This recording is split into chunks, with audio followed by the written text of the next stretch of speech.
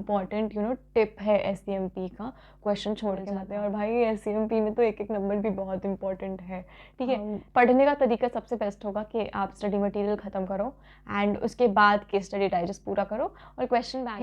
What's up everybody, welcome back to my channel. My name is Isha Verma. I am a CA final student. So first of all, a very happy Republic Day to all. And before we proceed, I have a special code for you.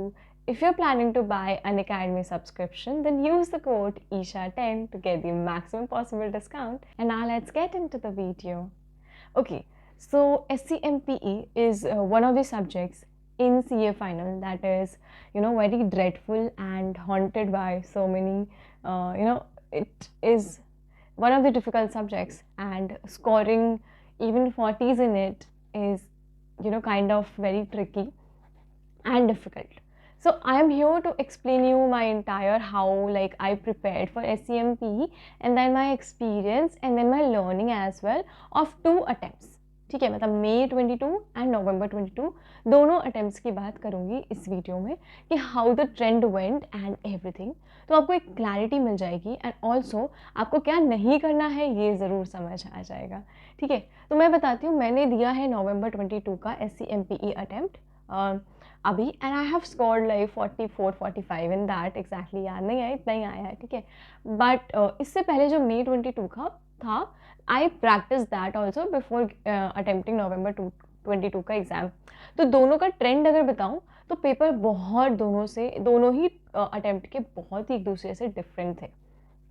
When I saw May 22 का paper SCMPE का, there were too many theory questions and the theory questions were almost very on the easier side and very on the simple side. Basic questions थे जैसे कि 6 sigma या ऐसे 5S या 5Cs, ऐसे basic questions थे कि using 5Cs answer this question, जहाँ तक मुझे याद है। एंड आई वाज लाइक, जब मैं उस क्वेश्चन पेपर को अटेम्प्ट करी थी, आई वाज लाइक हाँ ये, तब मैंने बिना तैयारी के अटेम्प्ट करा था, मतलब आधी तैयारी के साथ अटेम्प्ट करा था May 22 का पेपर, तो प्रैक्टिस करने वक्त। तो तब मैंने देखा तो हाँ, आई वाज लाइक कि हाँ ठीक है, बेसिक थियोरीज है, मतलब ज़्यादा टिपिकल नहीं है, बहुत मुश्किल नहीं है। तो accordingly I made the strategy for November 22 and I did all the basic theories. Okay, मैंने सारे बेसिक थियोरी करके गई थी बहुत अच्छे से, they were on my finger tips. But question paper बहुत ही अलग आया November 22 का। दिस टाइम थियोरी का अगेन वेटेज बहुत ज़्यादा था, बहुत ज़्यादा, ठीक है। लेकिन द पॉइंट इज थियोरी सारे अजीब चैप्टर्स की थी, बजटिंग की थी, ठीक है, इधर की थी, मतलब फीडबैक बजटिंग और फीड फॉरवर्ड बजटिंग, ये वाले क्वेश्चंस तो कितने सारे थे, 2-3 बार ही देख लिया मैंने। एंड जो chapters you might have not even thought कि इससे थियोरी आएगी, उससे आई थी। And all the basic theories, the basic questions, 6C, 6 sigma, 5S, 5Cs, ऐसे जितने टॉपिक्स होते हैं वो उनमें से कुछ भी नहीं था, ठीक है। तो ये मुझे बहुत बड़ा डिफरेंस दिखा एग्ज़ाम पेपर में, क्योंकि आई वॉज एक्सपेक्टिंग कि हाँ थियोरी आएगी तो मैं सारी अटेम्प्ट कर लूँगी एंड प्रैक्टिकल जितने भी मैंने तैयारी करी है, जितने भी चैप्टर्स करे हैं प्रैक्टिकल के, वो मैं अकॉर्डिंगली अपने नॉलेज से कर लूँगी। But guys this did not work, ठीक है। तो आपको थ्योरी अगर करनी है तो सारे चैप्टर्स की करके जानी पड़ेगी। एंड हाँ, सेकेंडली मैं किस पॉइंट पे कंफ्यूज हो रही थी, बहुत जगह पे ऐसा था क्योंकि थ्योरी डायरेक्ट नहीं आई थी, डायरेक्टली नहीं बोल रहे थे कि ये चीज़ लिखो, बस उन्होंने एक लाइन में लिख दिया कि find out so and so. तो मतलब कोई क्वेश्चन, जैसे मैं कोई अभी बिल्कुल रिकॉल नहीं हो रहा है, बट मैं हाँ कन्फ्यूज़ हुई थी, तो मेरे को समझ नहीं आ रहा था उसमें मुझे क्या लिखना है, उसमें मुझे लिखना क्या है। क्योंकि एक बार मुझे समझ आ गया कि लिखना क्या है, तब तो मुझे पूरी थियोरी आती थी, राइट। लेकिन मुझे यही नहीं समझ आ रहा था कि मुझे उसमें लिखना क्या है। तो आपको क्या करना चाहिए व्हेन यू डू थियोरी, आपको बार बार ना बुक बंद करके थियोरी के टॉपिक्स रिवाइज करने कि आपने कौन कौन से टॉपिक्स थियोरी के पढ़े हैं।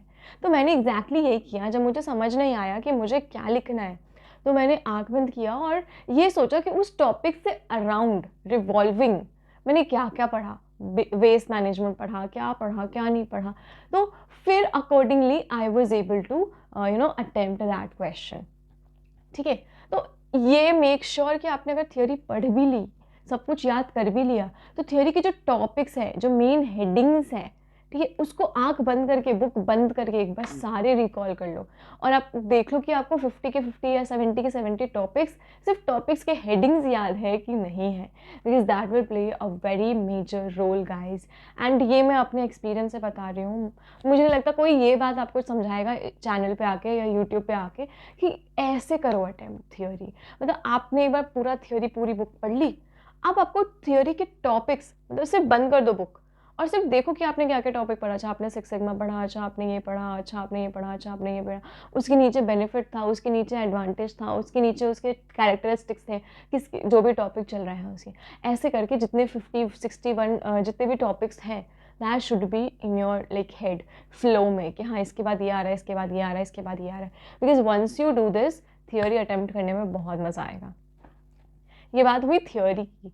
Now when it comes to practical, I think every time a very different kind of practical topics come in SCMPE। मतलब रिपीटेड नहीं आता है। 2 अटेम्प्ट की देख लिए मैंने, मुझे बिल्कुल अलग अलग लगे। हाँ, इस बार का एक बात हुई कि 3 या 4 क्वेश्चन केस स्टडी डाइजेस्ट से उठकर आ गए थे जो मैं पढ़ के नहीं गई थी। आई थॉट यार मेरे पास टाइम नहीं बचा था, मेरे पास सिर्फ स्टडी मटेरियल पढ़ा था, 2 बार पढ़ा था, लेकिन वो नहीं कर पाई थी केस स्टडी डाइजेस्ट क्योंकि टाइम नहीं बच पाया था।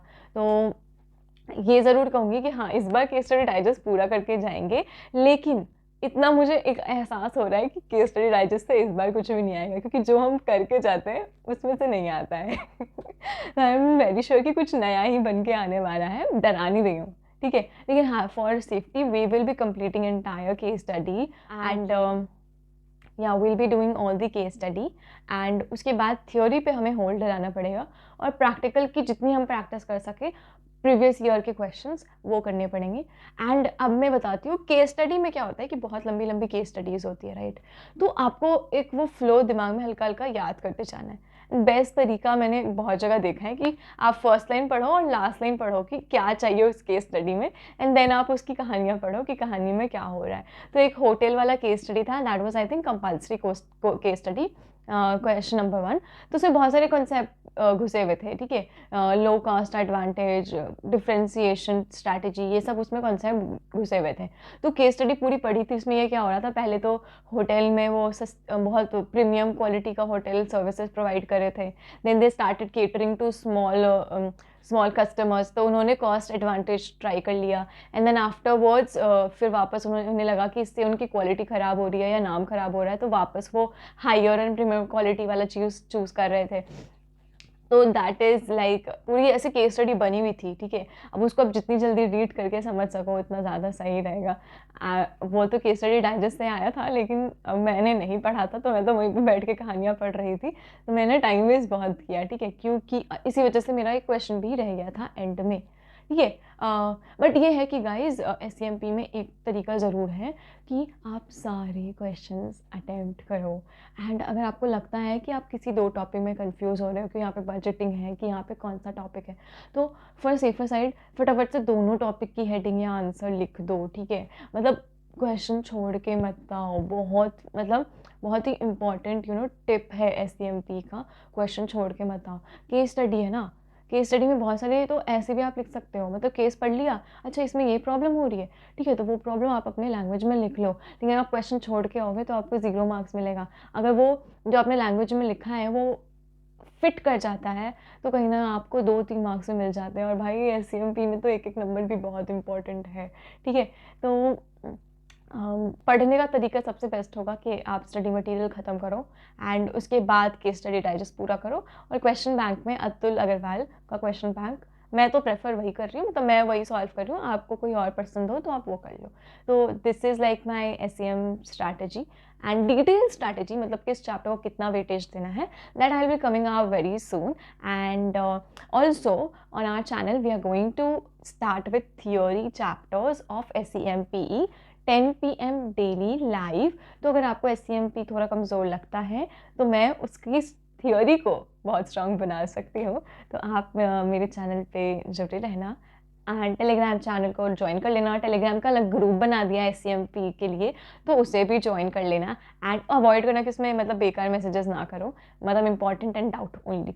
एंड उसके बाद फिर मुझे इंस्टाग्राम, लिंक्डइन और जहाँ आपको मन वहाँ आप मुझसे कनेक्ट हो सकते हैं. I will always be there as promised and I am there. तो that is it. Bye, see you in the next video. And also Unacademy के लिए ईशा 10 कोड यूज़ करना मत भूलना. बाय.